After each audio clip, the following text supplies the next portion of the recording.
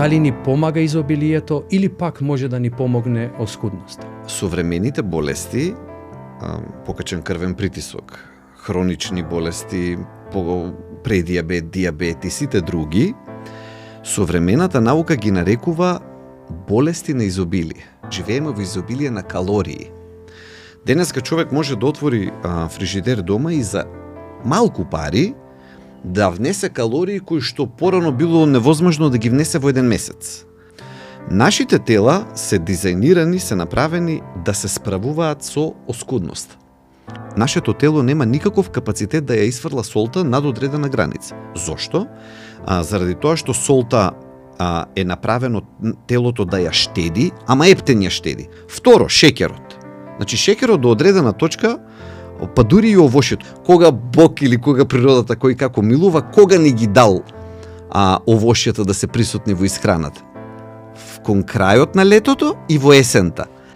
Заситените масти, кои што ги има во млеко, млечни производи и месо. Сега, тие кога ќе влезат во нашето тело, ние тука комплетно сме збунети. Дали е денес страно и потребно да имам дома вагичката да мерам калории, да одам да ми препишат мени како да се хранам? Ако си го лепиме себе името, јас сум гурман, јас знам тоа дека имаме проблем, имаме од старт проблем. И сега и родителите навистина се зголеме на тежина и детето. И вика да не е гени. И мојот одговор е, не наследуваме само гени, наследуваме и навики. Ке седнеме нели да јадеме чинијата и сега ја земам од тенџерето, ставам.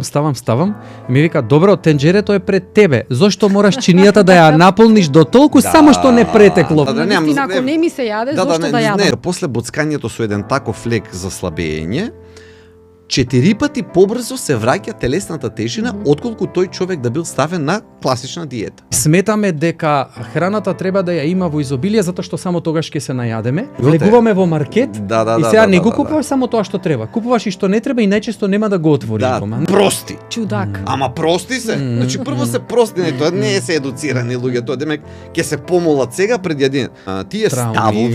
Тие ставови се уште живи дека се што е поврзано со религијата е просто заостанато. Светите отци, наназад, монасите, милениуми наназад, нив им било кристално јасно дека пренајаден човек, како ќе му се однесува телото. Автофагија. Леле, што откривме? Подоц на доручек, порано вечера. Современата наука, јавното здравје, седењето го изедначува, долгото седење, 8 часа седење. Ефектите на пушењето го изедначува. Како што е храната, како што е водата, како што е спиењето, така и пешечењето во текот на денот. Ние од 50-тите години, кога сме го откриле како наука, зборам, глобална, светска наука, до ден денес го истражуваме, 75 години. И немаме грам замерка на медитеранскиот начин на исхрана.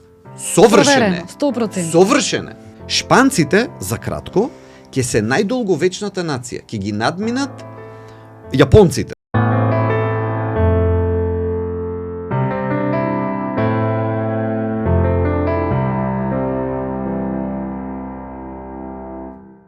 Добре дојдовте во новата епизода на Смисла. Како што рековме и како што го поставивме концептот, ќе ја бараме секогаш смислата на нешто што е актуелно, на нешто на кое што сакаме да одговориме, во кое што сакаме да се најдеме и кое што ни е потребно. Овој пат сакаме да зборуваме за нешто кое што можеби сме го подзаборавиле или пак не сакаме да го практикуваме, не сме доволно посветени да го правиме. Живееме во еден свет каде што технолошките придобивки, достигнувањата во сознанијата, во науката се на едно многу високо ниво. Но ние сакаме во оваа епизода на Смисла да се вратиме малку на основите и на искуството. Денес навистина ги имаме алатките, но како да заборавивме да се подпираме на нешто што го имавме во искуството и во основата, а се подпираме само на алатките. Сакаме да ве вратиме кон тајната на здравата исхрана, здравиот начин на живење, постот. Сакаме да укажеме на тоа дека предност е изобилието или предност е оскудноста, дали ни помага изобилието или пак може да ни помогне оскудноста. Со мене, отец Бобан, со сестра Ефимија, во денешната епизода на Смисла, доктор Александар Митов. Добре дојдовте. Добар ден, добро ве најдов. Ви благодарам многу за поканата. Александар, најавив, во оваа кратка најава, дека сакаме да зборуваме за нешта кои што навистина ни се важни, а тоа се добрите, здравите навики. Така. Сето она кое што навистина ни треба, затоа што треба да внимаваме колку на телото, треба да внимаваме малку повеќе и на духот, нели? Да. Во насока на секојдневниот живот. Го спомнав тоа. Дали во однос на здравата исхрана, на здравите навики, повеќе ни помага оскудноста или изобилието што го имаме денес? Прашањето е многу убаво, бидејќи допира до сршта на тоа што денеска го имаме како проблем здравствен. Ќе кажам само еден термин како вовед. Вели современите болести, покачен крвен притисок, хронични болести, предиабет, диабет и сите други, современата наука ги нарекува болести на изобилие. Значи, тоа е името што го носат де факто. Значи, покрај тоа што ги нарекуваме хронични незаразни болести, во медицината се користи терминот болести на изобилие. Деца на изобилието. Така. И сега, тука веднаш ќе го објасниме, нели, да не одиме во крајности сега, па кој од нас живее во изобилие? Живееме во изобилие на калории. Денеска човек може да отвори фрижидер дома и за малку пари да внесе калории кои што порано било невозможно да ги внесе во еден месец. Сега веќе и ефтината храна е висококалорична. Чисто тоа да го разјасниме, да не некому му звучи зборот изобилие одбивно, па да рече демек кај сега ние така не, буквално изобилие. Изобилие е бидејќи изобилие од аспект на калории. На калориите кои што ги внесуваме, ние де факто живееме во изобилие. Каде настанува проблемот? Тоа е всушност и коренот на сите овие болести. Тоа е изобилие на калории. Зошто? Нашите тела се дизајнирани, се направени да се справуваат со оскудност. Имаме милион механизми, потврдени научно, биолошки, на секој може начин, штом влеземе во состојба на оскудност, да нема ова, да нема ова, да нема она, нели, од тој аспект, се вклучуваат различни механизми за ние да се адаптираме. И имаме многу убави механизми да издржиме пост. Нели, некој ќе каже, како сега нели снемува тој витамин, оној минерал во пролонгирани периоди на постење. Ако гледа човек и механички, ако гледа човек, нели, ние имаме дневна доза на внес на тоа и тоа. И сега ако го ставиме математички на кантар, ќе каже кај во строг пост особено, кај ќе внесеме во тој еден пролонгиран период толку и толку доволно материја. Но де факто нашите тела не се разболуваат во тој период, бидејќи ние го имаме вградено во нас капацитетот да се справуваме со оскудност. Сега доаѓаме до другата страна на паричката. Како што имаме капацитет да се справуваме со оскудност, така имаме нула капацитет да се справуваме со изобилие. Значи, нема начин. Многу малку работи се, кои што ние можеме да ги внесеме и телото да знае да ги изфрли. Пример, водата е тој пример, колку и да ја внесеме, телото има механизми да ја изфрли. Но да одиме поред. Солта. Нашето тело нема никаков капацитет да ја изфрла солта над одредена граница. Зошто? Заради тоа што солта е направено телото да ја штеди, ама ептен ја штеди. Сега да не навлегувам во механизмите на бубрезите наши, како претураат од еден во друг сат, меѓутоа солта цело време ја враќаат назад. Дури кога ќе се испотиме, ако веднаш после потењето, најнародно, ако некој сака да тестира, ако лижнаме има солен вкус, меѓутоа после известно време и тоа ќе се изгуби. Телото ќе си ги врати назад минерали. Да, пак ќе си ги абсорбира и ќе си ги прибере. Значи, за солта сме направени ептен да сме ефикасни во тоа да ја штедиме. И сега ние, дневниот капацитет наш, солта била многу недостапна на назад. Сега, нели, без да навлегувам во историја, ама затоа и од латинскиот термин салариум, плата. Од и на римските војници, меѓу друго, платата можела да им биде дадена и во сол. Од таму името салариум или salary, плата на англиски современо. И сега до толку била вредна. Секоја храна знаеме како и го подобрува вкусот. Уште поназад одејќи ја немало и нашите тела научиле да ја штедат. Значи, еве, само еден прост механизам што не знаеме во изобилие да се справиме со него. Нема начин. Второ, шеќерот. Значи, шеќерот до одредена точка, па дури и овошето, нели, овошето, например, ние го сметаме природна. Да, природна, но има фруктоза. А што вели фруктозата? Фруктозата вели, мене не ме трошиш, јас одам во црниот дроб и веднаш се претворам во масти. Овошјето. Значи, ако луѓето сега ќе кажат, аманде, нели, полесно. Ајде да видиме кога Бог или кога природата, кој како милува, кога ни ги дал овошјата да се присутни во исхраната. Кон крајот на летото и во есента, за да направиме масти преку фруктозата од нив и во зимата, кога нема ништо да треба да издржиме, мастите да ги трошиме тие масти. Значи, многу убаво е осмислено и благословено и наредено да биде точно кога се знае кој овоше го јадеме и во повеќе количини. Заради тоа што треба од таа фруктоза да направиме масти и тие да не истуркаат до пролетта. Сега, одиме еве за шеќерите, солта ја кажавме, шеќерите ги кажавме од аспект на изобилие. Меѓутоа тука доаѓаме до уште попроблематичниот дел, тоа се заситените масти, кои што ги има во млеко, млечни производи и месо. Ве потсеќа на нешто? На непосната храна. На непосната храна. Сега, тие кои ќе влезат во нашето тело, ние тука комплетно сме збунети. Значи, ние можеме до одредена точка да ги искористиме, апсолутно, но над таа точка нашето тело не знае ни еден промил од нив да изфрли. Што значи е исправено само пред изборот да ги акумулира. Тука почнуваат сите проблеми. Оти ние која ќе почнеме, например, ако оваа чаша е една вообичаена наша клетка, јас долго одговарам на прашањето. Не, сега не.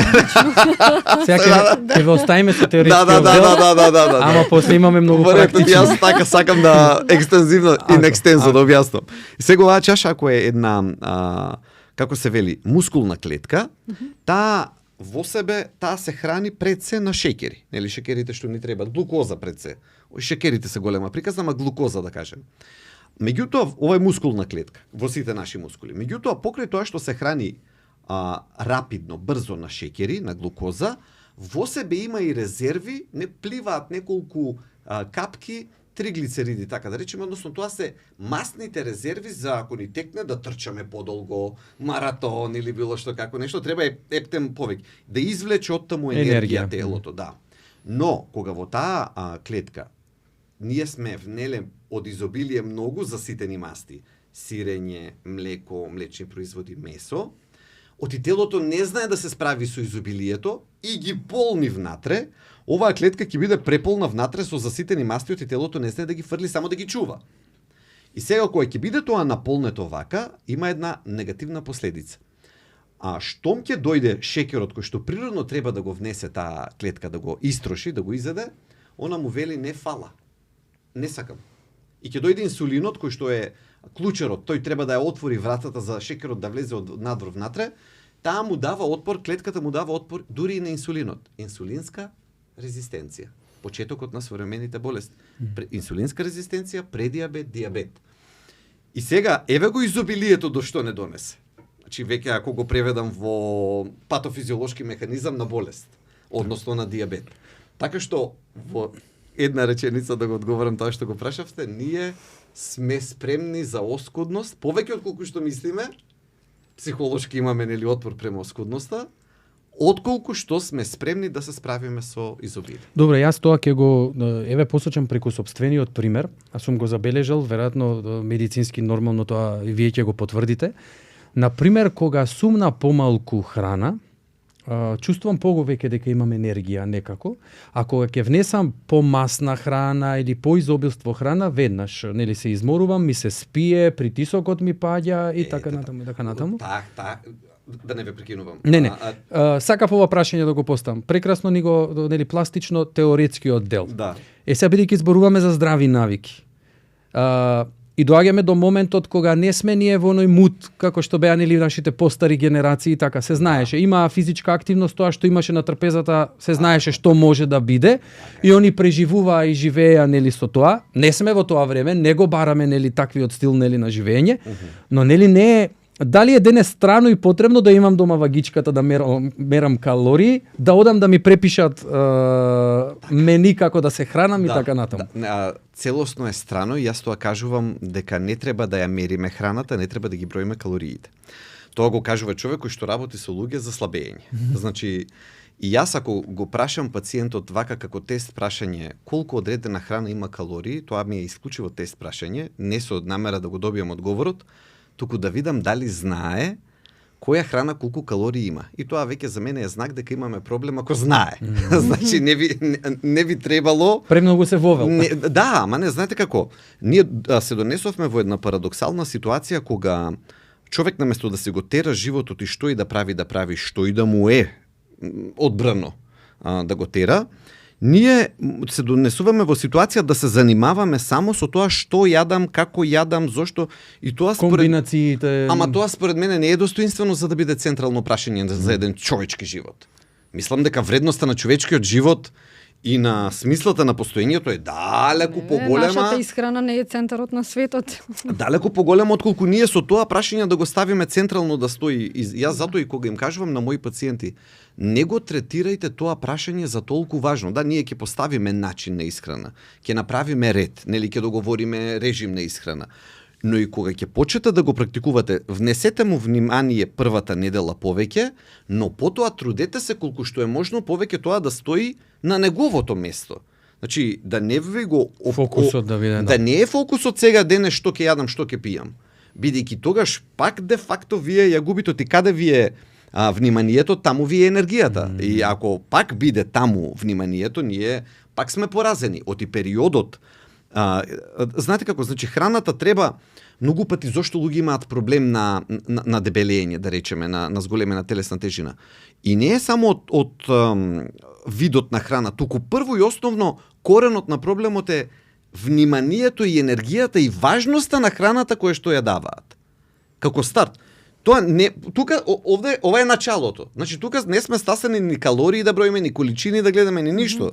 Туку ако толку многу ми е битно, или каде да преведеме во каде е срцето ваше, таму е. Таму и богатството, нели? Да. Каде е богатството ваше, таму и срцето ваше. Во смисол ако ние нашето срце го ставиме со храната до таа мера, тогаш ќе имаме проблем со храната, гарантирам. Или кога ќе на пример разговараме со пациенти кои ќе ми го кажат тоа јас сум гурман. Момент.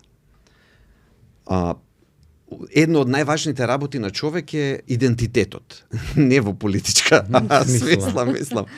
Идентитетот е тоа што сите го имаме за себе, свесни, несвесни.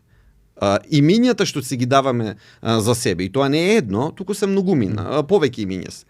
Меѓутоа, ако си го лепиме себе името, јас сум гурман, јас знам дека имаме проблем, имаме од старт проблем. Јас го стопирам, тука викам, ај момент застанете сега. Ајде го разговараме ова и трудете се веќе во иднина за себе да не ја лепите етикетата јас сум гурман. Оти го засилувате ментално тој модел на однесување кој што вие кога ќе влезете на ваша територија во кафана или пред храна, на маса.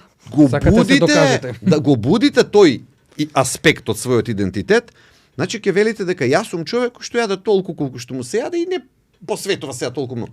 Или уживам во храната. Воред, уживајте во храната до точка, ме разбирате, на овие суптилните работи почнува под наводници дебелењето. Потоа ние само последиците ги гледаме.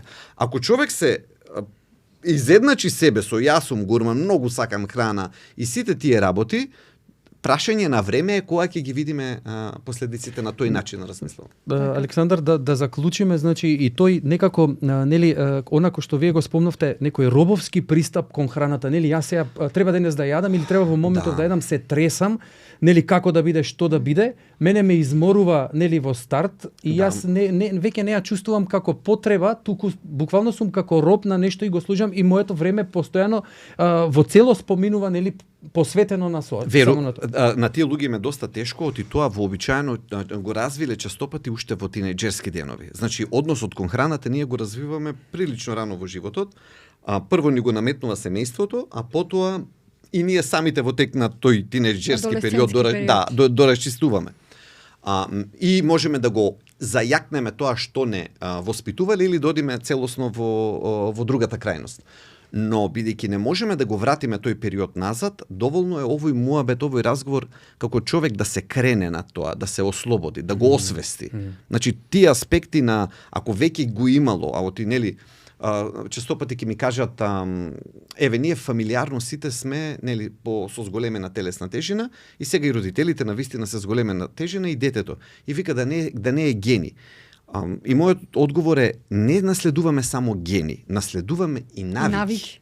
Значи тоа е, значи не ги наследуваме само гените. Ако чинијата била толкава и тоа било стандард за јадење и тоа дете од старт се полни догоре. Да, гледало и јадело многу, нормално е дека ќе биде со зголемена телесна тежина. Значи не е само дека ние генетски сме подебели, да не се криеме, нели, често пати како што ние луѓето знаеме, да се зацкриеме за нешто што вака повеќе ни одговара, ни е полесно.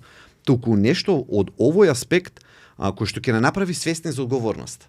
Дека можеби чиниите или порциите колкави се, е тоа што се наследило наследната. За ова од секогаш сум се чудел пред да нели дадеме малку простор на сестрата, оти јас веќе имам во моментов уште многу прашања. Ако затоа дојдовме. Секогаш сум се чудел на тоа, иако не го забележував, но сопругава ме потсети и често пати ме потсетува. Ке седнеме нели да јадеме чинијата и сега ја земам од тенџерето, ставам и ми вика добро, тенџерето е пред тебе. Зошто мораш чинијата да ја наполниш до толку само што не претекло преку чинијата? Достави после, нели? Ете, еве го момент, многу убав пример дадовте. Тоа е моментот на наследување на навика. Значи на највеќе нема да избега тенџерето, нема да дојде друг да го земе. Значи тука е пред нас е наше. Не знаеш дали ќе го изедеш сето тоа што ќе го ставиш. Да, ама не после човек се става себе пред цел. Значи полната чинија сега тога се соочува со да фрламе ли храна. Ме разбирате? Да. Затоа моментот е многу важен. Сестра, по тебе се гледа дека не си многу појадењево. Да, генерално јас јадам еднаш на 24 сати. Да. Од медицинска точка Оправдано, да. Кога станува збор за навиките, на некој начин сум стекнала на таква навика, таква дисциплина во однос на храната. Уште во периодот на детството, периодот на младоста особено, кога занимавајќи се со професионален спорт, ни беше забрането да конзумираме прекумерно храна и одреден вид на храна. Така што тие навики гледам дека и денес има. Ама функционираш. Да, одлично. Мислам, генерално, да, супер. Менувањето на тие навики е релативно тешко. Од моето искуство тоа Па немам ни потреба да ги сменам. Наистина, ако не ми се јаде, зошто да јадам? Не, зборувам за луѓе кои што отишле во другата крајност, кои што имаат проблемот, кои што го наследиле моментот на големи чини, на зголемена телесна тежина и сето тоа. Тоа е, знаете како, тоа ако треба во христијанска гледна точка да го, тоа е еден вид на преумување, тоа е метаноја. Значи не сакам нели до таа димензија да го донесам, меѓутоа на вистина станува збор за еден вид на трансформација на начинот на кој што се гледа храната и односот со но со цел, трансформација со цел, нели? Ако немам цел, тогаш нели секоја трансформација не знам зошто ќе биде. Ако е механичка, да. Меѓутоа има тука доста како да речем идентитетски прашања, пак да не ги разбереме по никаква политичка конотација. Тука се тие моменти кога луѓето нели мислат, затоа и толку впрочем постои тој така наречен јојо ефект. Заради тоа што вие ако само го смените површно пристапот, површно начинот на исхрана и само тука вака на површината се занимавате со нешто, секогаш несвесното го победува свесното во однос на човечката психологија. Значи ако не земе човек вака малку подлабоко да поработи со себе си, да види кој е коренот на нештата, од каде, зошто, како се случува да биде тој однос со храната таков каков што е, тогаш неминовно е, осудени сме пак да се вратиме на почетната точка од која што сме почнале. Затоа и сега, например, еве овие современи, ако рековте и современите предизвици, а сега се многу популарни разноразни лекови, инекции, да не ги кажувам со име, да не се направиме белја, нели ќе се за боцкање, за слабење. Тие се сега доста популарни. Меѓутоа се испоставува пред 3 дена читав студија дека после боцкањето со еден таков лек за слабење 4 пати побрзо се враќа телесната тежина отколку тој човек да бил ставен на класична диета. Значи колку знаете што е? Тоа е според мене колку одиме барајќи го решението подалеку од природата, толку посилен јојо ефект имаме назад. Значи, колку повеќе прибегнуваме кон неприродни решенија или противприродни решенија, толку повеќе се ставаме себе во ситуација бумерангот да се врати кај нас. Колку превенцијата во оваа смисла е битна? Според мен е пресудна и превенцијата... За да не дојде до сите овие вештачки, да кажам. Вештачките се, за жал, знак на современото живење, сите вештачките решенија, меѓутоа превенцијата пак треба да почне според мене од овој светоглед или начин на перцепција на работите. И затоа можеби ќе му делува на некој дека промената на навиките чудно ако речам дека не почнува од желудникот, туку почнува од главата. Така дека од мозокот ли да речеме или од мислите. Тука е тој момент човек најпрво со себе си да ги расчисти сите тие работи кои што му пречат, кои што му се кочница во однос на тоа да почне да живее еден поприроден живот. И тоа не е лесно, тоа е вообичаено тешко, особено ако сме обкружени со луѓе кои што го живеат тој начин на живот, што е различен од тоа што сакаме да го почнеме, меѓутоа дефинитивно е можно. Значи, ако човек се нафати на тоа, тргне, почне, скоро сум сигурен со правилен пристап дека можеби нема на првиот обид или на вториот, меѓутоа сум сигурен дека во тек на една година ќе се стави во ред. И сакам да споделам со двајцата една случка. Нели, не е важно кои се актерите во настанот, имавме повод, седиме нели на маса, се частиме, нели, поминуваат главните јадења, доаѓаме до десертот и сега еден мој колега, поранешен пријател, вели јас ќе нарачам како што ќе нарача и ми покажува од спротива на една личност која што знаеме дека е шетана многу, нели? И дека ќе веруваме на неговиот избор. И вели добро и нарачува како него, а овој до него му вика бе нарачај си како мене, ќе видиш полна, ќе ти биде чинијата кај овој празна, не како него. И вика носат десертот. Ја бирам како човекот кој што има искуство, носат едно колаче, вика, во една огромна чинија толкаво, кај овој до мене, куп, рече, со шлагови, со, не знам, со топки сладоледи. Така. И јас вака гледам кај него и он вака ми прави и вели, ти реков? Да. Сега, ова ми е вовед во следново. Ние некако сме навикнати на тоа изобилие и сметаме дека храната треба да ја има во изобилие затоа што само тогаш ќе се најадеме.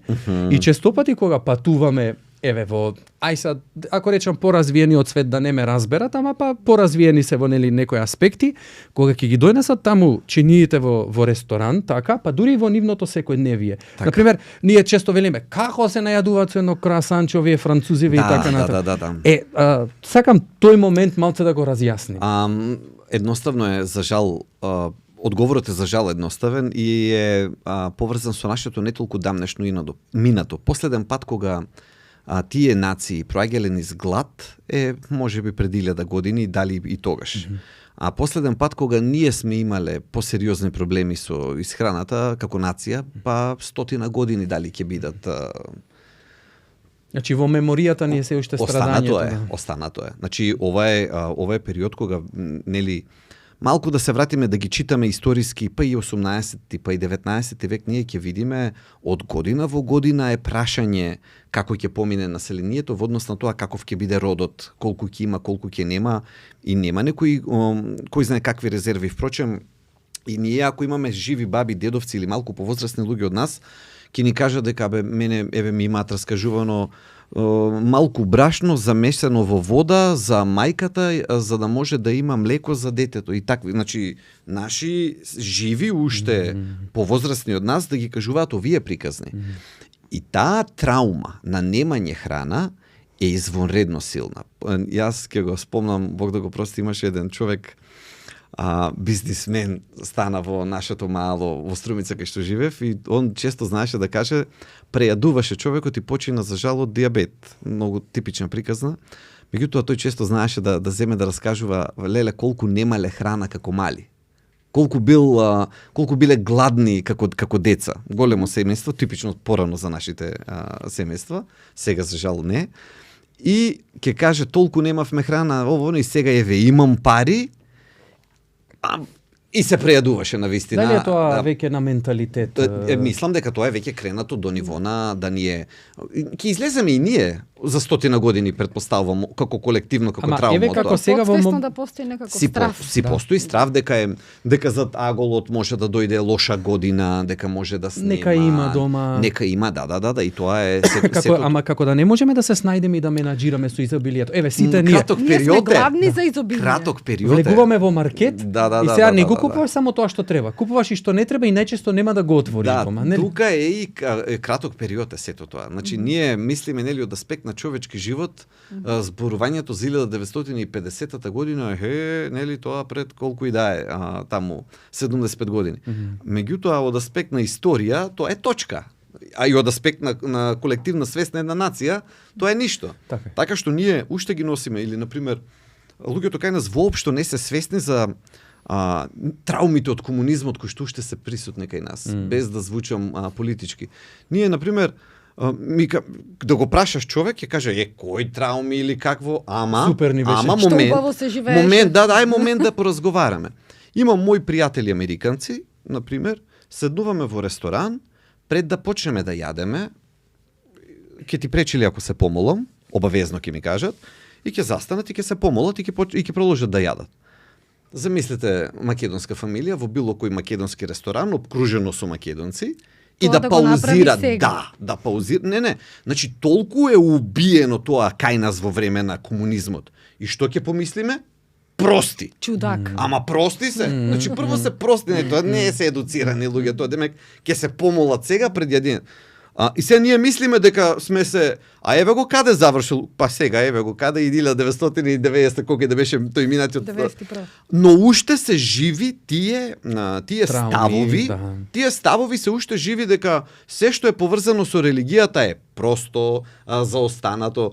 А треба да гребнат само уште малку повеќе да видат дека интелектуалната елита од 50 години па наназад милениум била исклучиво религиозна. Значи, исклучиво интелектуалната елита била во црквите, во манастирите. Точка. Така. Ама толку си ја знаеме историјата. Значи, тоа е тоа. Често пати ми се јавува таа дилема, тука и сестрата ќе ми помогне со нејзиното искуство, на пример, пред и сега, пред незиното монаштво нели сега.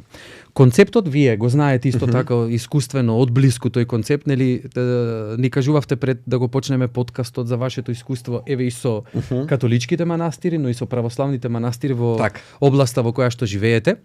Од секогаш сум се воодушевувал на концептот на трапезата во манастирот и на пристапот кон храната.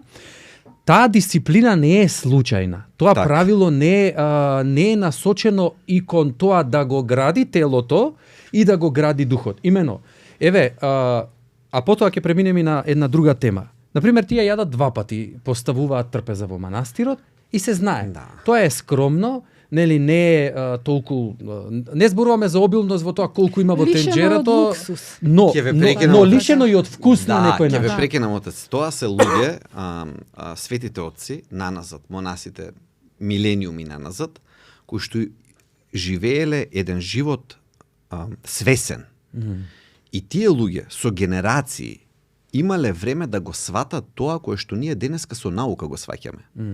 Значи, нив им било кристално јасно дека пренаеден човек како ќе му се однесува телото.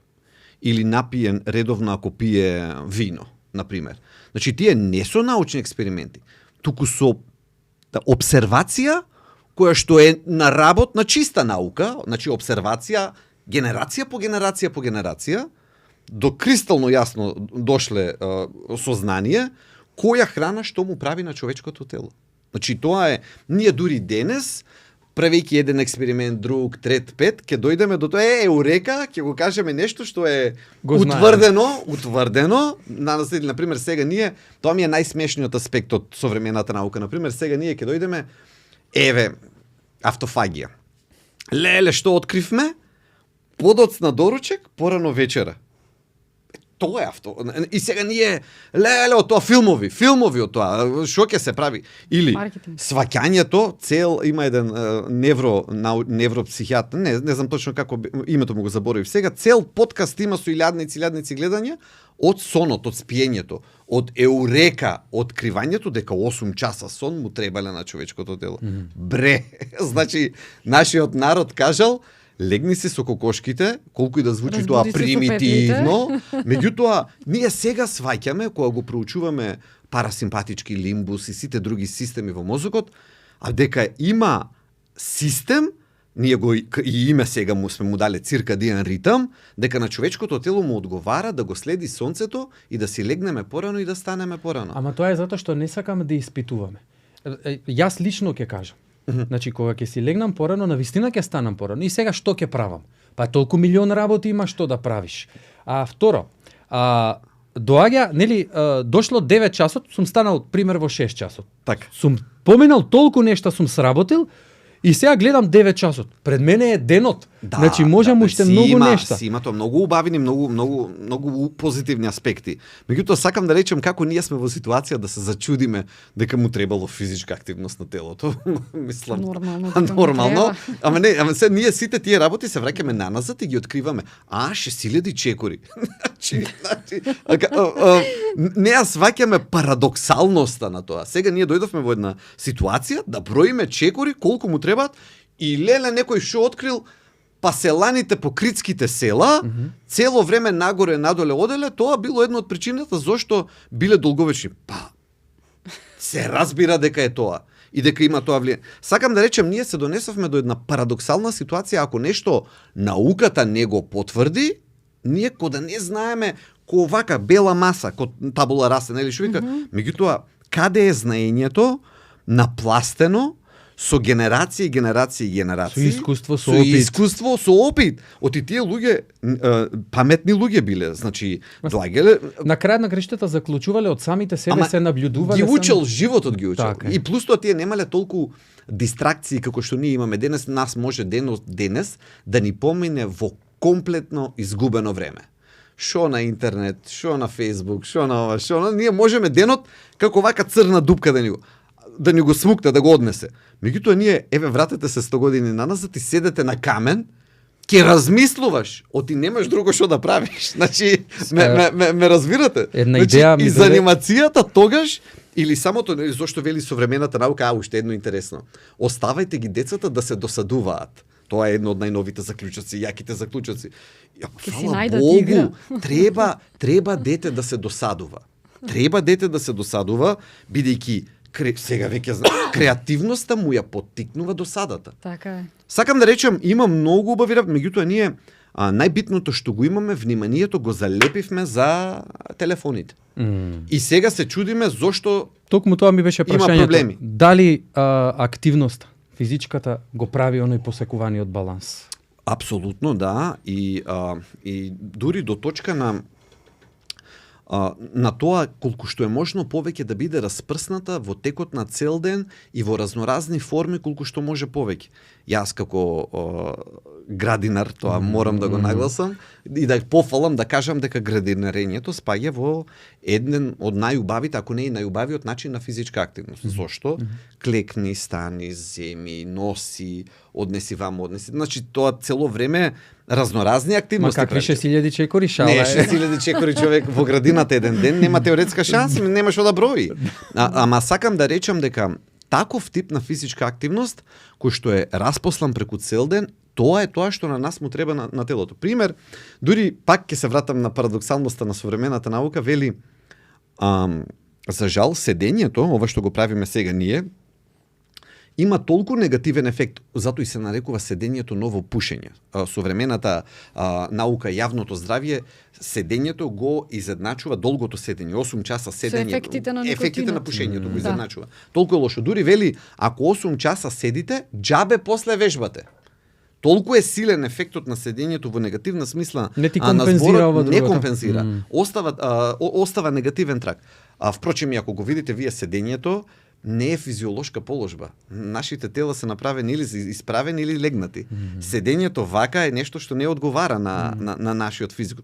Првото откритие на луѓето е да пред огнот, пред тркалото е седнувањето. Значи да тоа Црногорциве се во право. Они или да легнат или да стојат, да.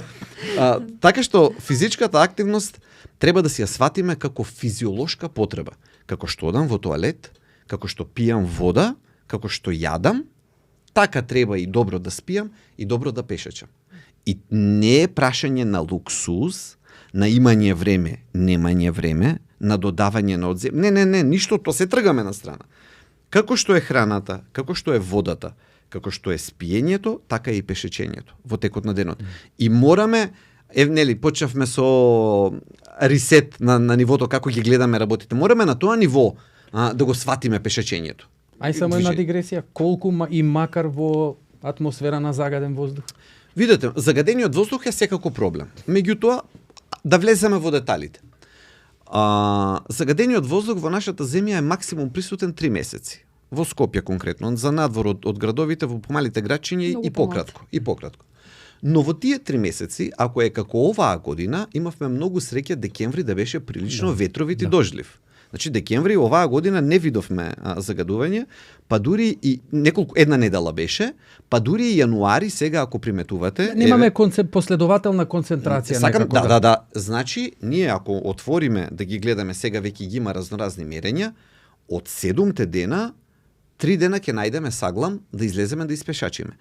Ако се случи цела недела да е загадено, како што ретко, ама се случува, една недела ќе ја лежам дома, пример нема да пешачам, но на втората недела која ќе се појави ден каде што ќе паднат бројките, ќе излезам ќе пешачам. Ама тој да е ставот. Нели да не биде ставот загадено е. И то од кога? Па од ноември до март. Ами другите периоди што правиме? Па топло е. И сега, ме разбирате, нели? Да, ама и да не биде она, сега сум во тој муд, сега сум во тоа расположение, нели? Потоа заборавам дека треба, нели, да имаме континуитет и да имаме дисциплина. Тоа е врзано за оправдувањето. Тоа е, затоа нели вели ако човек бара начин, ќе го најде, ако бара оправдание, ќе го најде и него. Зависно е што сме тргнале да бараме. Така што, ако на човек му дојде оваа мисла од аспект на леле сега е загадено, момент да се преиспитам себе. Зошто си го кажувам тоа на себе си? Знаете како тоа, јас кога држам предавање им го кажувам на луѓе, нели, сега ме слушате како зборувам, и во секој од вас има едно гласче.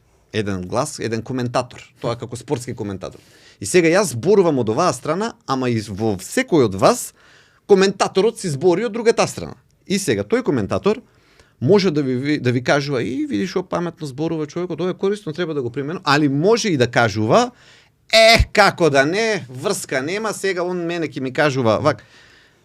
Дали ние на тој глас ќе му останеме робови и ќе останеме да го слушаме или свесноста и силата ќе ја земеме кај себе вистински и да не дозволиме такво интерпретирање, тоа што го кажувам не е воопшто лесно. Мислам, јас сум сосема свесен. Јас го прикажувам како лесно, меѓутоа јас сум сосема свесен, но првиот чекор од сето ова е човек да биде свесен дека има еден глас во него кој што коментира и дека не е неминовно тој глас истиот или таа самата па да се идентификува со него.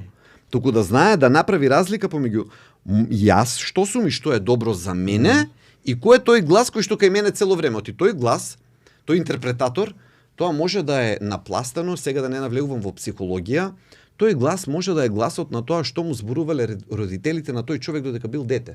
И ако живеел во една средина на осудување, на ти ваков, ти таков, тие луѓе остануваат да судат и понатаму многу често. Или не велиме за 100%, меѓутоа како едно генерализирано правило. И сега, човек не е лесно да се надмине себе и тоа што го слушал, и како градел слика за себе, слика за другите, светогледот како му се градел. Тој глас кој што го имаме внатре е дел од тој светоглед, де факто само манифестиран во вид на мисли. Не е лесно човекот тоа да се одвои и да го победи, особено. Меѓутоа, првиот чекор е да го освести.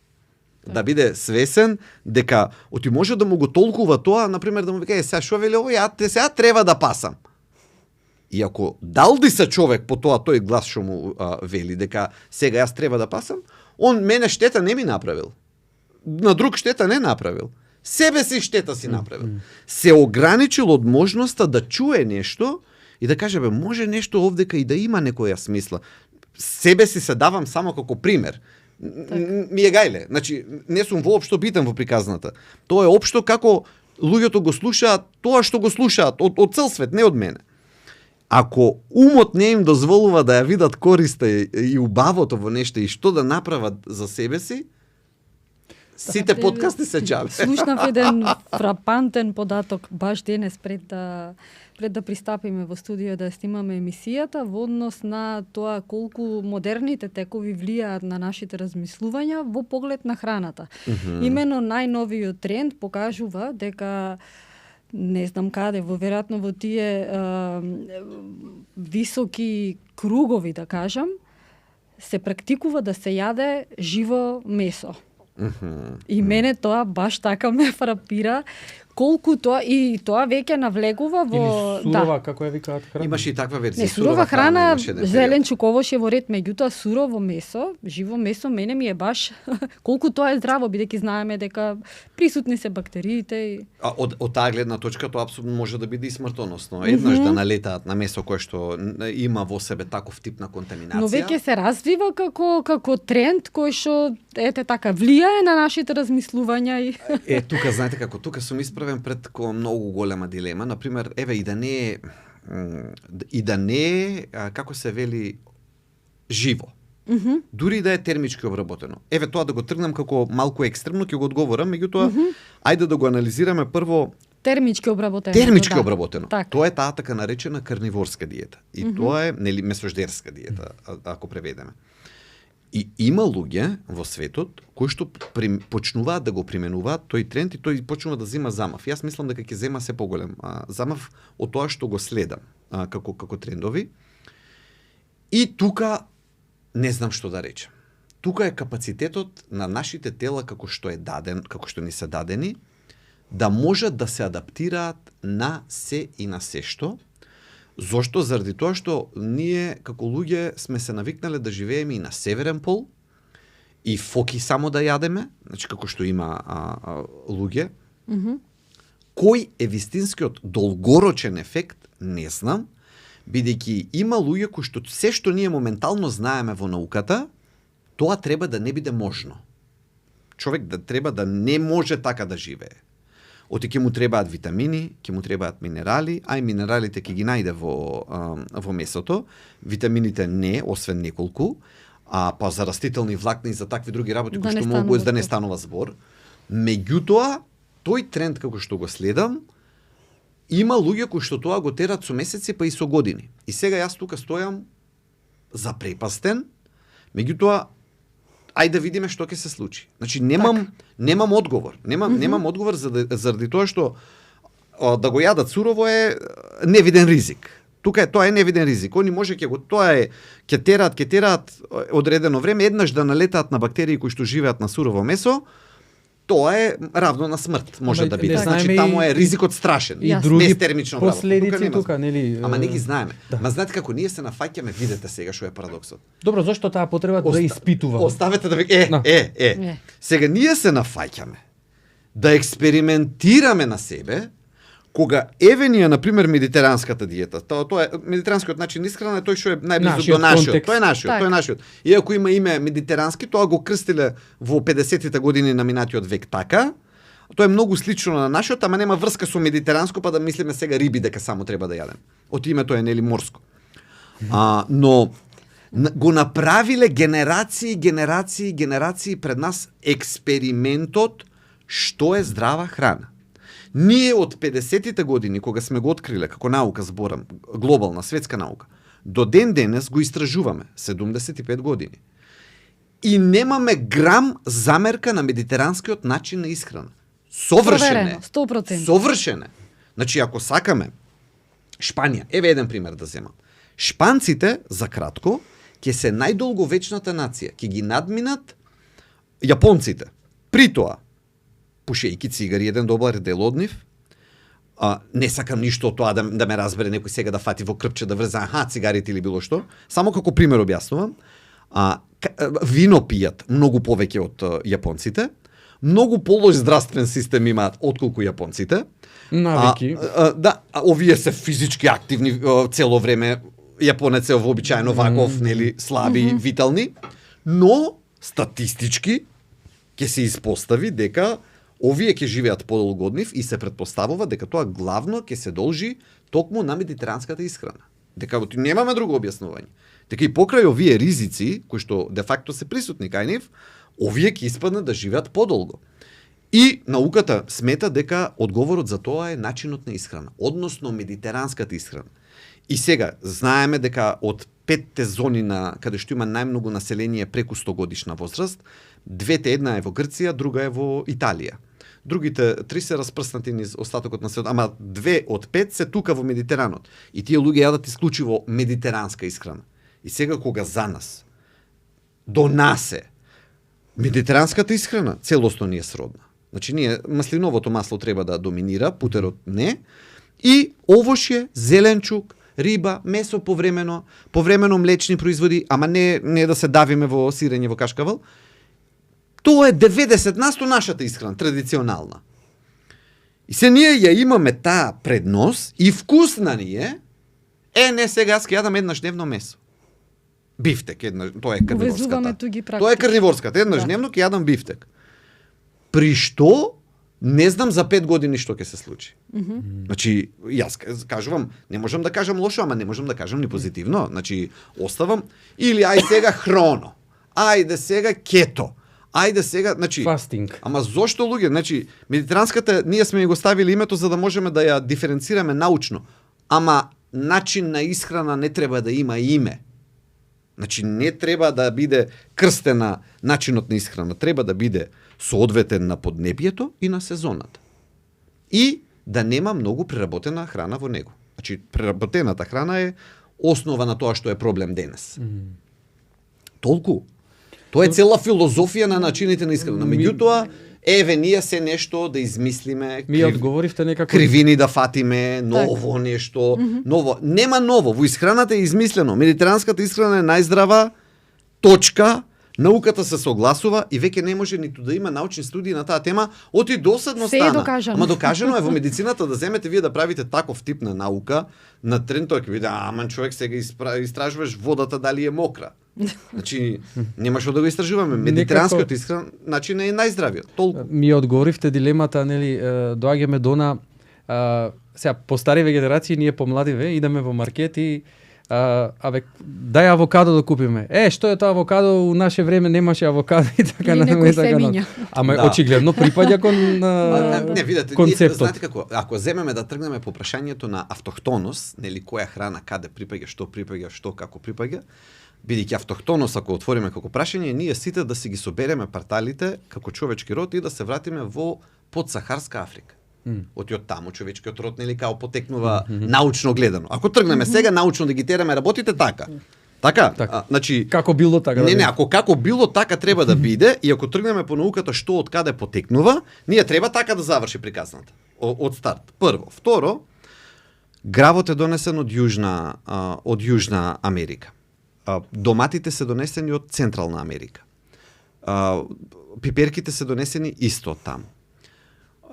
Други храни кои, ама нели гравче, тавче македонско, еве го од каде е донесено. Значи гравот е донесен од Јужна Америка. И ако тргнеме сите храни вака да им одомени кај нас, ние ќе видиме дека сите потекнуваат, но поинаку треба да го поставиме прашањето. Храни кои што успеваат на нашето поднебје, тоа е другото прашање. Значи, ако нешто го садиме кај нас и природата го поддржува, му дава тоа што е добро за нас. Точно, дека стасува до точка да созре, да даде плод. Отидели тука манго обесете, што сакате правите, му нема шанси никогаш да стаса до точка на да видите манго од него. Меѓутоа, ако ние храните кои што сме ги донеле и функционираат, тогаш можеме да ги, според моја гледна точка. Сакам да речам да не претеруваме во тие, што е автохтоно, кој од каде потекнува, што како. Оти ако тргнеме во тој, тогаш ќе се донесеме до апсурдот со кој што почнав. Значи нема начин како да се објасниме така. Така што храната што расте во нашето поднебје во сезоната Е тоа што мене ми е тешко како медицинар тоа и да го кажам и морам да пазам од ова е време на извитоперување на нештата. Кажа така да. Меѓутоа овошјата се сезонски. Овошјата се сезонски. Фруктозата што е во нив, која што нели ја кажав се претвара во масти, природата или Бог не ги дал да ги јадеме во времето кога се присутни. Овошјата времето им е нешто во пролет, повеќе во лето и најмногу во есен. Во есен. Тогаш се дадени. И тоа што може да држи, да стои, како е болката, например, до сега, Да. и тоа. Меѓутоа, настрана од тоа, нашите тела не го прифаќаат. И сега нели да некој да не земе, докторот вика да се јаде овошје или да не, ама не, еве биолошката смисла на тоа, па дури како да речеме, смисла како што и самото име на од една повисока гледна точка. Така. А и само да се фокусиравме многу потребно на тој би рекол материјален или телесен аспект. Сакам сега да проговориме малку и за духовниот аспект. Нам православните христијани ни се приближува годинава порано малку великденскиот пост, со оглед на тоа што Великден е на 12 април. Колку постот постои таа дилема, дури и кај нас. Еве, луѓето не прашуваат дали е здраво да постиш. Здраво е. Значи нема тука, мислам ќе ве прекинувам во прашањето, заради тоа што нема дилема. Нема дилема. Значи во однос на дури ќе рече некој ама и за поболни луѓе, дотолку повеќе. Значи дотолку повеќе ако на некого здравието му е нарушено, дека да ги тргне за ситените масти и сите тие работи, особено ако има диабет или таков тип. Сега да пазиме, нели јас ми доаѓаат и пациенти кои што за време на пост се поправаат, кои ќе удрат на лебот и на мармеладот и на локомот и на мармеладот. Значи не морам да една фуснота да дадам. Значи тоа мораме да се разбереме. Ама тука мораме да разбереме, нели, постот не е па сега на масава да ставам се од постна храна, па нели денес имаме алтернативи, така. Денес има алтернативи. Постни мајонези, па постни мајонези, постни кубасици, постни паштети, постни со вкусна пилешко, да. Не, тоа задира и во аспектот на воздржувањето и на придобивките од, нели? Така што, нели, не сум стручен во делот на духовната димензија, меѓутоа, нели, има милион убави цитати, барем на Facebook можеме да ги најдеме, сите на духовни лица кои што укажуваат на тоа дека ако само е диета постот, сме ја промашиле смислата целосно, но нели не можам во тој дел да навлегувам. Но од мојот дел, од делот на здравствените аспекти, придобивките се многу. Со таа фуснота да не отидеме во крајности, па да јадеме бел леп и мармелад или бел леп и локум. Значи тоа знаете како, тоа е тој момент кога човек убаво е да се подготви и духовно, и ментално, и конкретно. Например, еве ќе си направам една листа на сите потенцијални постни храни што можам да ги направам. Или ќе си направам една... Има многу. Само сакам да речем, човек само треба да биде малку креативен и ослободен. Да седне и да земе да чита, да истражува на интернет, на било што, како и ќе види па и готвењето на вода, дека не е филозофија, значи дека се учи сето тоа. Меѓутоа тргнуваме со предрасуди, со ставови. Ете така, ако тргнеме така, готово. Ама ако човек тргне со ставот, ајде да го изведам ова, како можам да го изведам? Не во аспект на ај сега да си го олеснам, туку напротив, кои се начините за ова да го направам подобро? Ако така влезе човек, нема работа што нема да ја подобри. Така, во насока на постот, некако се од нашиот аспект духовниот, три нешта се приоритетни, важни или во постот, пристапот на постењето, тие се бенефитите што треба да ги добиеме. Првото е нели воздржанието. Најпрво доаѓа послушанието. Постам затоа што Бог ми го дал постот за да се стекнувам со добродетелите и така натаму како начин на живење и подвиг. Потоа воздржанието, бидејќи се одделувам од одреден тип на храна, јас се учам на воздржание и во други прилики утре во животот. Значи ја вежбам мојата волја да знае да се воздржи. И третиот аспект, многу важниот.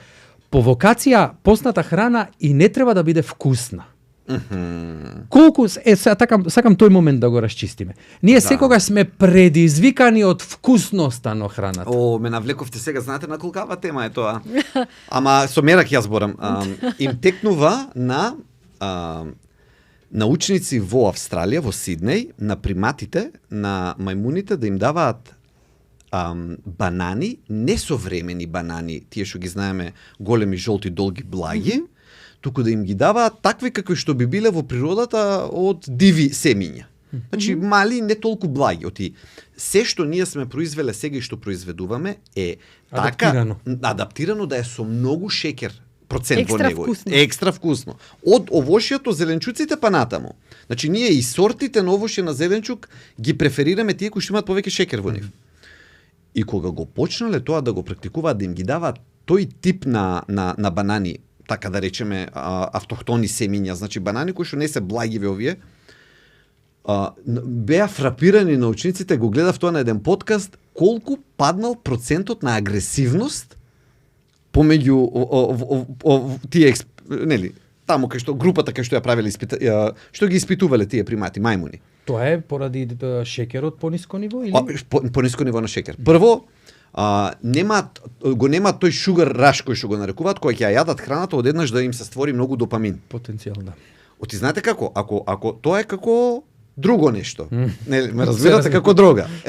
Кога храната ќе даде така веднаш ефект, телото се навикнува на еден начин да ја перцепира. Ако ја јаде и таа шеќерот постепено го качи и го спушти, го нема тој момент на да трчаат, вика да се истепаат мемуните за кој да земи одма да го добие тој шеќер и да се онака како во крвта да му влезе шеќер.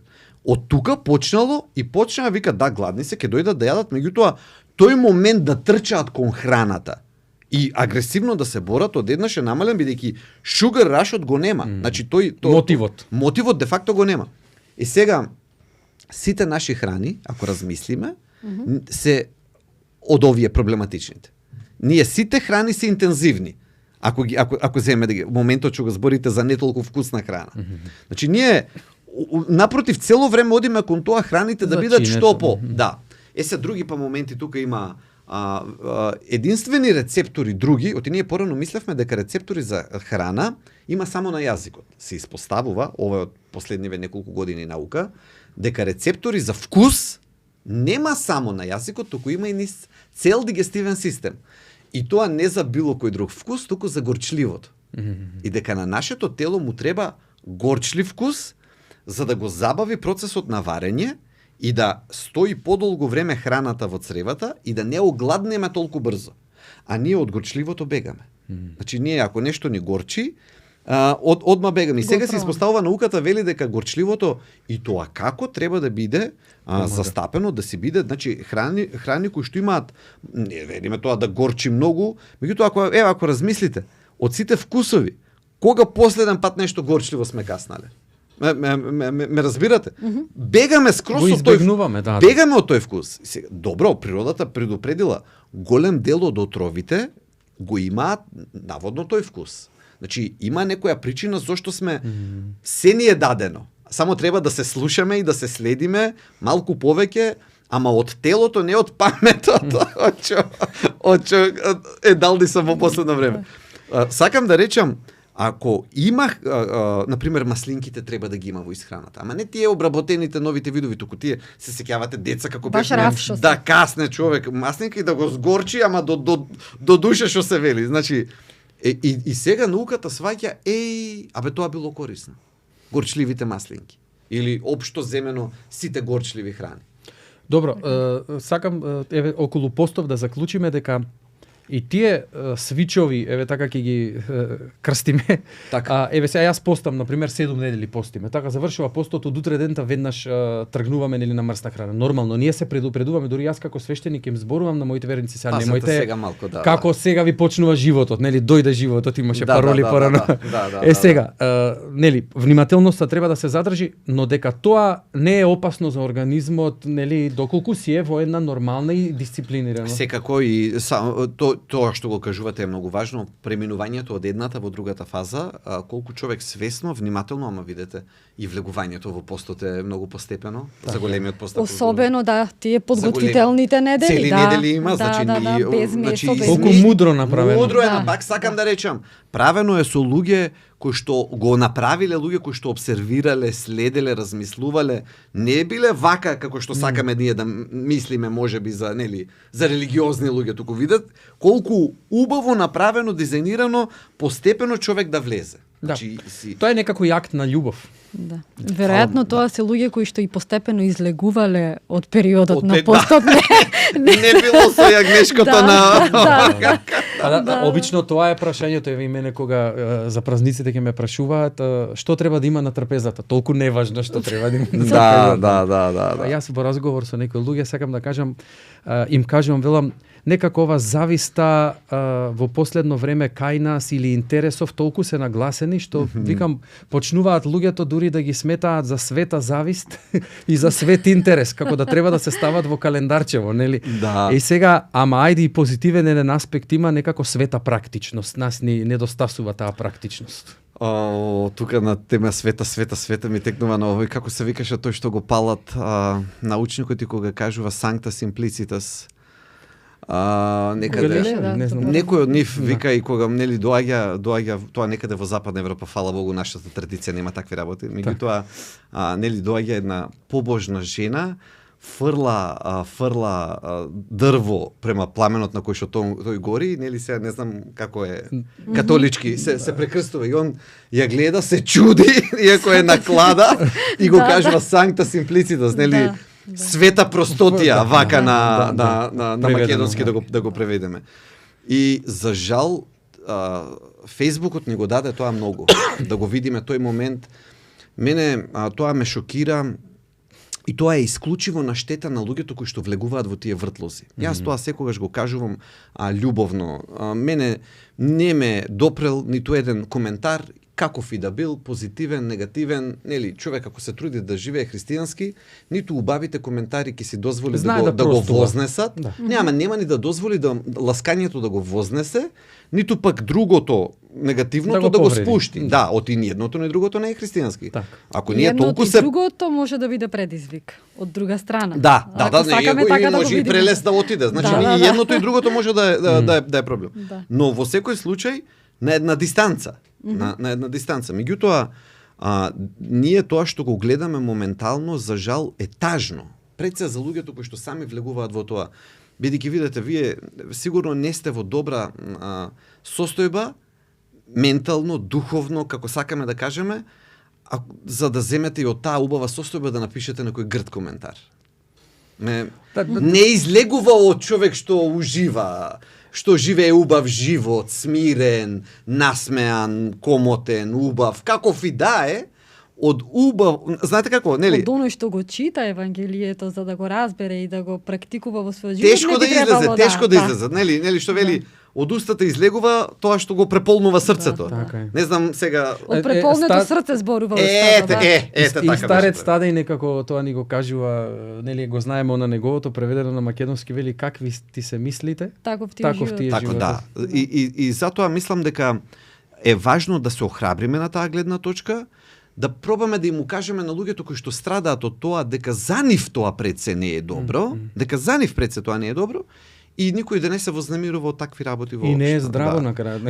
Не е здраво, апсолутно не е здраво. Значи тоа е, меѓутоа, знаете како, треба да се помага на населението, треба да се едуцира, треба да се работи. Јас кога ќе видам такви работи, мене повеќе ме посегнува на тоа како да се едуцираат тие луѓе, како да им се помогне, отколку на било кој начин да се одговорили, да се вратили за такви. Тоа е знак на една несрекна состојба. Мислам дека прекрасно ме воведе доктор Митов во завршницата на овој подкаст. Ние верувам дека имаме уште многу да зборуваме и дури викнате пак. Секогаш сте добре дојден. Секогаш сте добре дојден. Како што кажа, да прифаќаме да се едуцираме, да прифаќаме да учиме и овој подкаст е токму во таа насока. Не сакаме нормално да изиграваме паметни и да ви попуваме. Иако сме свештеници, иако сме свештеници и сме попови, но еве од искуството и она со кое што ние се сочуваме и сме во дилема, сакаме да ви го пренесуваме и да ви го принесуваме. Примајте го со критика, но со онаа позитивна критика преку која што треба конечно да го градиме нашето општество, а не само да биде за да искритикувам, а нели да немам никаков бенефит. Не заборавајте, имате можност да се претплатите, нема да го погодам терминот. Да не поддржите и да кликнете на subscribe. Ето така. Технички термин е така, да. Ви посекуваме, нели, убав тек на неделата и се гледаме до следната смисла на нешто што има смисла.